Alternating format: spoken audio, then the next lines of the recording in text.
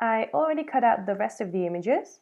As you can see over here, we've got the dragon fruit, the orchid, and the leaf. I also downloaded the one with the pineapple and the sunglasses, but in the end I decided that it's good enough to leave it at just 4 elements because I don't want to get it too cluttered up. So in this case we're going to use these 4 images, and the next thing that we're going to do is creating a new artboard. To do that, you can press Command N, or you can go to File and click on New. Make sure you set the pixels. It's 1000 by 1000, and make sure the resolution is set at 300.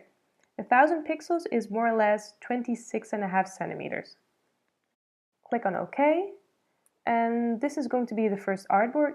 We're going to work with multiple artboards, but this is the one on which we will make the design.